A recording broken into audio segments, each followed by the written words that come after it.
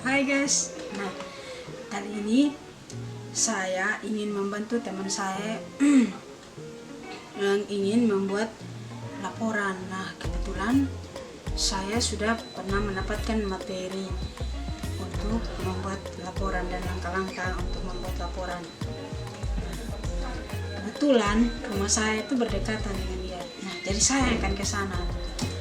Oke, sampai ketemu di sana guys, di rumah teman saya nih. Nah, kira-kira apa yang ingin saya bantu? Saya mau tanya sama kakak tentang cara penyusunan laporan penelitian kualitatif. Saya sudah mencarinya di Google, di internet, tapi saya tidak menemuinya. Nah, jadi sekarang saya mau tanyakan ke kakak karena kakak sudah ingin mengerti dan betul-betul paham tentang cara menyusun penelitian tersebut.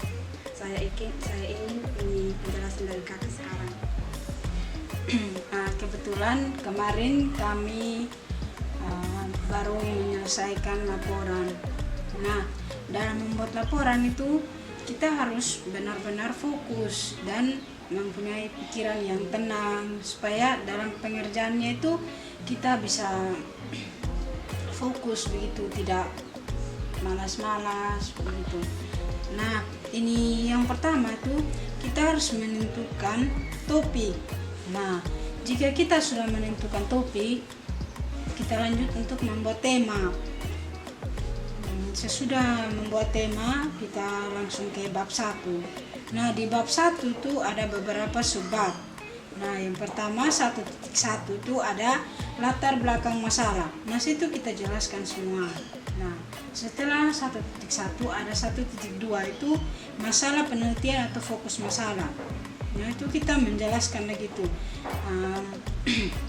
Setelah itu ada 1.3 itu pertanyaan penelitian. Nah, di pertanyaan penelitian itu kita bertanya begitu, apa yang perlu, pertanyaannya itu apa begitu. Nah, setelah itu, di 1.3 itu ada lagi subbabnya, yaitu 1.3.1. Nah, di situ ada pertanyaan utama atau pertanyaan payung. Nah, ini pertanyaan langsung ke, setelah kita jelaskan pertanyaan utama atau pertanyaan payung, kita langsung ke 1.3.2. Itu pertanyaan tambahan di situ. Nah, setelah itu di 1.3. Nah, 1.3 itu tujuan penelitian. Kita jelaskan tujuan-tujuan kita untuk meneliti itu, tujuannya itu untuk apa begitu. Nah, di 5.1 itu ada manfaat penelitian. Nah, setelah itu sekarang kita lanjut di bab 2. Nah, bab 2 ini ada kajian pustaka. Nah, di 2.1 itu tentang kajian tentang kita, misalnya kita memakai tema rantai nilai. Nah, di bab 2.2 itu ada kajian tentang yang kita pakai itu, misalnya kita memakai tenun ikat, kajian tentang tenun ikat. Nah, di 2.4 itu ada penelitian terkait atau penelitian yang relevan. Makanya dia itu yang sudah pernah diteliti oleh orang lain gitu. Nah, setelah itu 2.5 itu kerangka pemikiran. Nah, maksudnya itu yaitu hubungan dari